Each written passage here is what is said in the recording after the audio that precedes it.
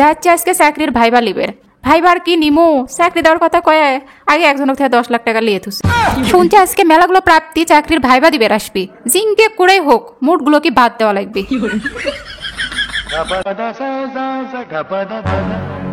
কে এটা আমার মামি লয়?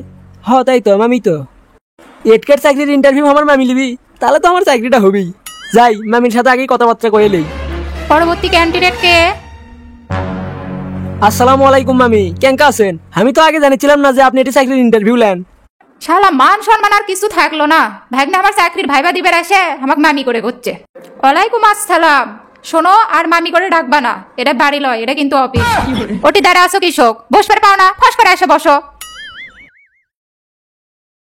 মামি অনেকদিন হলো চাকরির ভাইবা দিচ্ছি, কিন্তু কোনো চাকরি হচ্ছে না। আপনার বেটা তো আমার দেখে দেখে লেগে পাস করলো, ওর চাকরি হয়ে গেছে 1 বছর আগে, কিন্তু আমি এখনো কোনো চাকরিই পাইনি। এই জায়গার যে চাকরির ভাইবা আপনি লিবেন সেটা তো আমি জানিছিলাম না। আপনাকে দেখে মনতে না বল পেলাম, অবশেষে আমার চাকরিটা হবি। তোমার চাকরি দেওয়ার ক্ষমতা আমার নাই। তোমার যদি মেধা থাকে তাহলে তুমি এমনি চাকরি পাবা।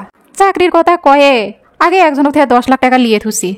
ভাগ নেবেন এখন পেঁচি লাগায়। আচ্ছা আচ্ছা ঠিক আছে, আপনি তাহলে প্রশ্ন করা শুরু করেন, আমি সব ধরনের প্রস্তুতি নিয়েই যাচ্ছি। তাহলে তুমি কও তো, তাজমহল কে বানাসলো? এটা তো খুবই সহজ, তাজমহল বানাসলো সম্রাট শাহজাহান। কিসের শাহজাহান? কোন দিকের শাহজাহান? তোমার মাথার মধ্যে কোনো বুদ্ধি জ্ঞান নাই। তাজমহল তো বানাছে রাজমিস্ত্রিরা।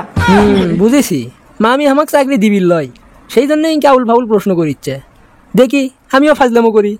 বুদুর বুদুর করিচ্ছ কৃষক, তুমি যে ভালো ছাত্র সেটা আমি জানি। 2-1টা প্রশ্নের উত্তর ভুল হতেই পারে। দেখি এবার তাহলে কও তো, রঙিন টিভি আর সাদা কালো টিভির মধ্যে পার্থক্য কি? মামি ও চুকুম ম্যাডাম, রঙিন টিভি আর সাদা কালো টিভির মধ্যে পার্থক্য হচ্ছে, রঙিন টিভির যদি একটা গাজর দেখানো হয় সেটা আসলে গাজরই, আর সাদা কালো টিভির যদি একটা গাজর দেখানো হয় সেটা আসলে মূলর লাগান লাগবি। এটাই হচ্ছে রঙিন টিভি আর সাদা কালো টিভির মধ্যে পার্থক্য। তাহলে এবার কও তো, গরমও লয় ঠান্ডাও লয় কিন্তু আমরা ফু দিয়ে খাই, সেই জিনিসটার নাম কি? এটা তো আরো সহজ, গরমও লয় ঠান্ডাও লয় কিন্তু আমরা ফু দিয়ে খাই, এটার উত্তর হবে বাদাম। বাহ, আর কয়েকটা প্রশ্নের উত্তর তুমি যদি ঠিকঠাক ভাবে দিতে পারো তাহলেই তোমার চাকরি হবে।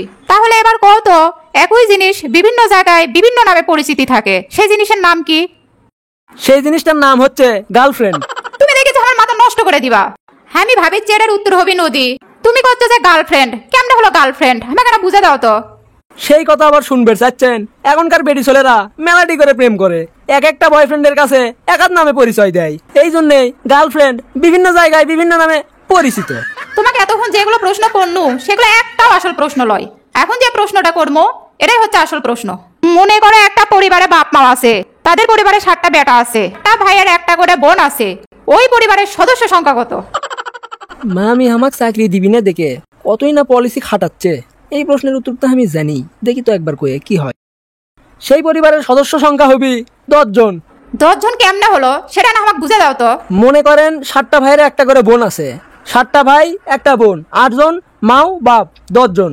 এই যে মাথাটা বিগড়ে দিলে, 7টা ভাইয়ের একটা করে বোন, 7 দুগুণ 14 জন, আর বাপ মাও 2 জন, এই 16 জন। 10 জন কেমনে হয়? যাই হোক, তুমি মেলাগুলো প্রশ্নের উত্তর ভুলভাল দিছো। তোমাকে আর একটা প্রশ্ন ধরি। দাঁড়ান, আর প্রশ্ন ধরা লাগবি লয়। আপনি যে আমার চাকরিটা দিবেন না সেটা আমি ভালো করেই বুঝতে পারছি।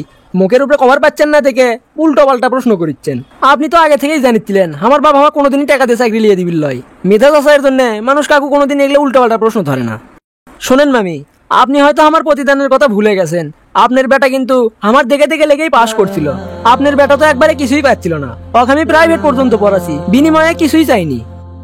এই চ্যাংড়া, এই চাকরি মনে হয় ছিলে গলা। তোমার ইন্টারভিউ শেষ, তুমি এখন আসতে পারো। বছর বছর কি আমি এমনি করেছি?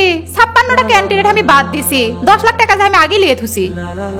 ধর, আর কোনোদিনই চাকরির ভাইবা দিব না। টাকা ছাড়া কোনোদিনই চাকরি হয় না। যতদিন হলে চাকরি খুঁজিচ্ছি ততদিন যদি কোনো কাজ কাম বা ব্যবসা করলামই, এতদিন ভালো কিছু হলো হয়নি। পড়াশোনা করে লোক লজ্জার ভয়ে কোনো কাজ কাম করিনি। ধর, আজ থেকে চা বেচে খামো, তাও কোনোটি চাকরির ভাইবা দিব না।